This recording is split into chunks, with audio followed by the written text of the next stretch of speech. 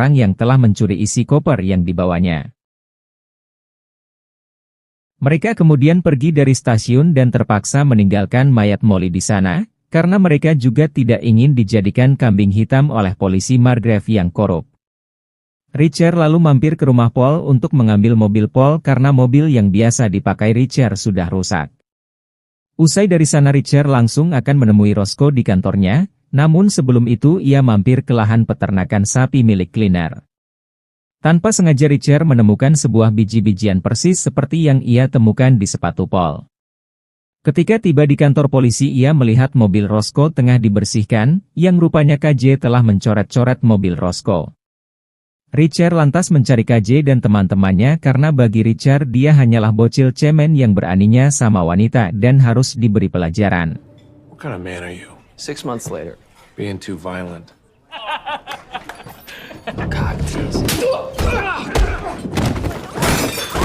Beruntung Cleaner ada di sana sehingga KJ tidak terluka parah, bersamaan itu Roscoe dan Finley yang mengejar Richard tiba di sana. Cleaner langsung menyuruh Finley menghukum Richard, namun Finley ogah menuruti perintahnya. Tak lama kemudian Tel menelpon Roscoe dan menyampaikan bahwa ia memecatnya karena tidak berhasil menyelesaikan kasus Morrison, yang mana Tel rupanya tahu bahwa Roscoe justru malah menyelidiki kematian Joe Richard. Mengingat kembali masalah Richard tadi yang mana Cleaner dipastikan takkan berani menggugatnya, mereka bertiga kembali ke rumah Roscoe dan mengambil sebuah kotak rahasia milik keluarga Roscoe yang juga merupakan mantan polisi Margrave bernama Gray. Richard yang berpikir akan ada beberapa petunjuk tentang bisnis Cleaner di dalam kotak tersebut lantas membukanya, dan mereka pun menemukan sebuah kunci yang ternyata itu adalah kunci sebuah koper yang telah dititipkan kepada Mosley untuk Roscoe.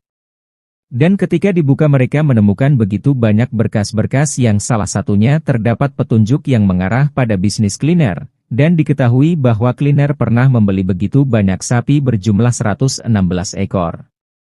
Di sini Roscoe juga teringat pada pamannya yang pernah memiliki hampir 120 ekor ternak dan wajib melapor pada otoritas negara.